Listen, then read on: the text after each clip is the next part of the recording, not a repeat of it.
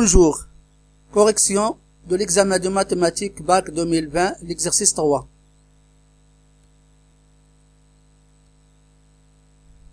Énoncé. On considère la fonction numérique g définie sur l'intervalle 0 plus infini par j de x est égal 2 racine de x moins 2 moins l'in de x.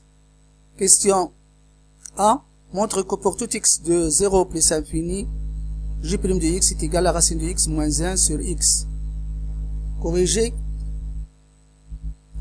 Rappel, pour tout x strictement supérieur à 0, dérivée de l'in de x c'est 1 sur x et dérivée de racine de x c'est 1 sur 2 racine de x.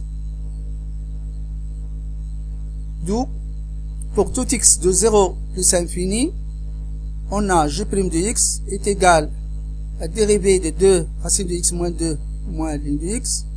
La dérivée de 2 racine de x, c'est 2 fois 1 sur 2 racine de x. La dérivée de moins 2, c'est 0. La dérivée de l'in de x, c'est 1 sur x. On simplifie 2 par 2. On obtient 1 sur racine de x moins 1 sur x. 1 sur racine de x, c'est racine de x sur x. C'est racine de x sur x. On a même dominateur, donc j' de x est égal à racine de x moins 1 sur x.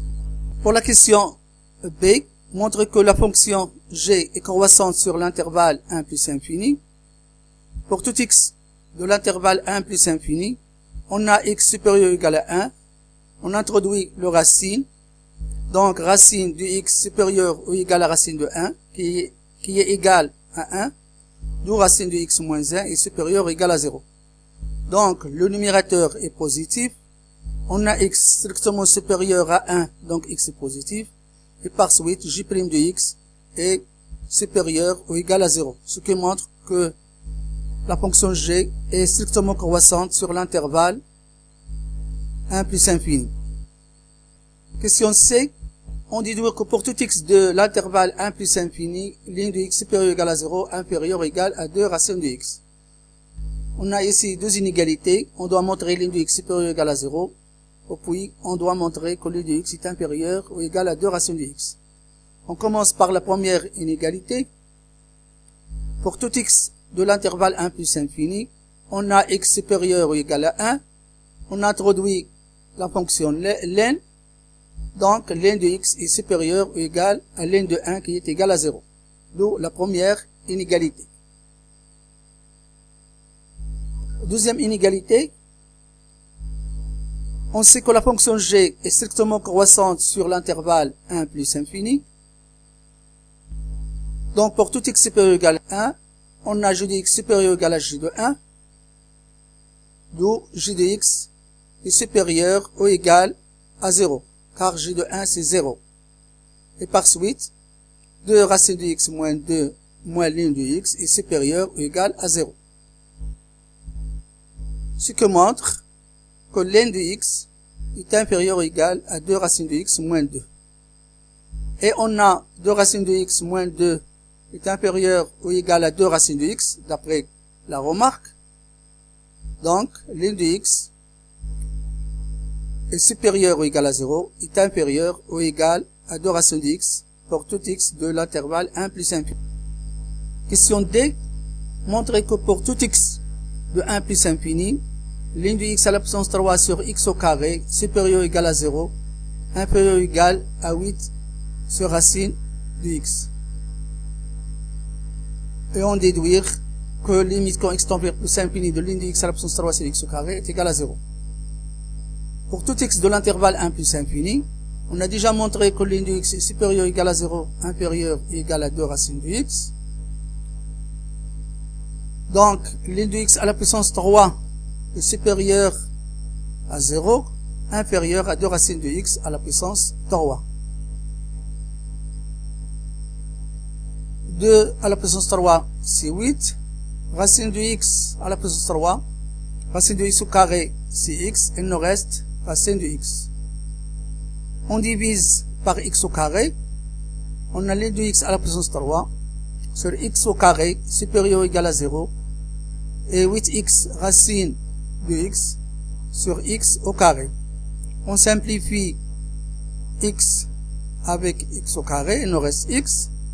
Et racine de x, x c'est racine de x au carré, on simplifie le racine de x avec le racine de x, il nous reste l'in de x à la puissance 3 sur x au carré, supérieur ou égal à 0, inférieur ou égal à 8 racine de x.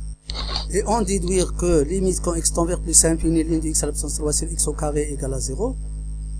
On a limite quand x tend vers plus infini de 8 sur racine de x est égal à 0. Et l'in de x à la puissance 3 sur x au carré supérieur ou égal à 0, inférieur à 8 sur racine de x, pour tout x de 1 plus infini. On introduit le limite quand x tend vers plus infini de l'in de x à la puissance 3 sur x au carré supérieur ou égal à 0, inférieur ou égal à limite quand x tend vers plus infini de 8 sur racine de x.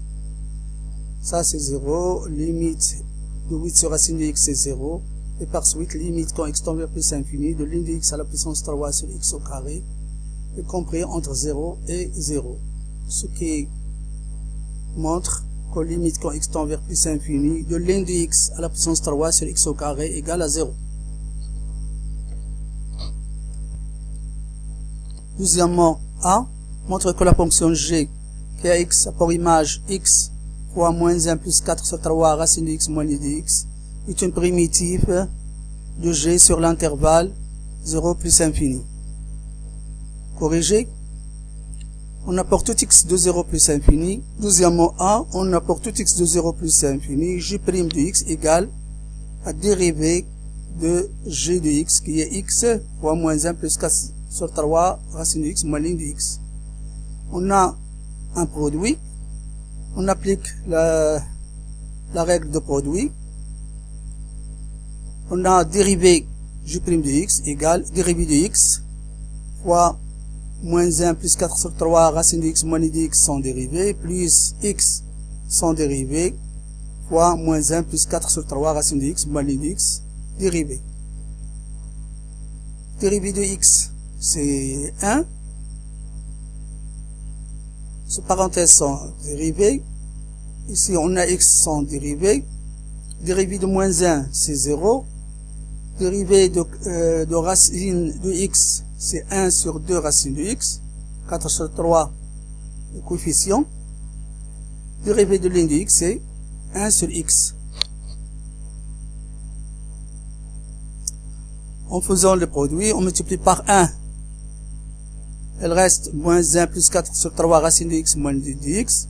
Si on multiplie par x, on simplifie par 2, on obtient 2 sur 3, x fois sur racine de x, c'est racine de x. C'est racine de x. X fois moins 1 sur x, c'est moins 1. Donc, 4 tiers plus 2 tiers, racine de x, c'est 6 sur 3, racine de x. 6 sur 3, c'est 2, donc elle donne 2 racines de x. Moins 1 c'est moins 2.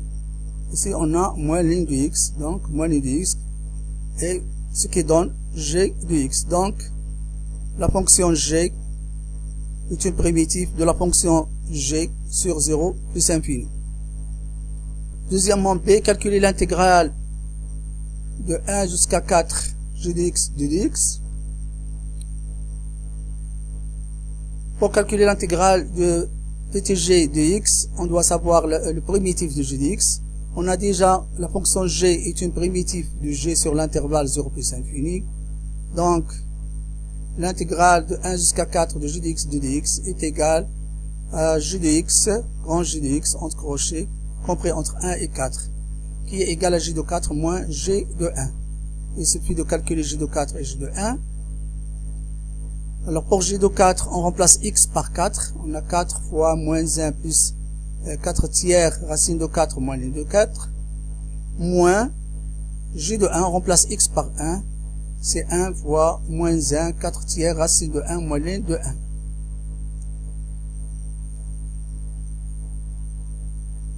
On multiplie par 4, on obtient 4 fois moins 1, c'est moins 4. 4 fois 4, c'est 16 sur 3. Racine de 4, c'est 2. 2 fois 16, c'est 32 sur 3. 4 fois moins ligne de 4, ça donne moins 4 ligne de 4. Maintenant, on multiplie par moins 1. Moins 1 fois moins 1, ça fait 1. Moins 1 fois 4 sur 3, c'est moins 4 sur 3. Racine de 1, c'est 1. Donc, c'est comme moins 4. Moins 4 sur 3. Ligne de 1, c'est 0. Fois moins 1, c'est 0.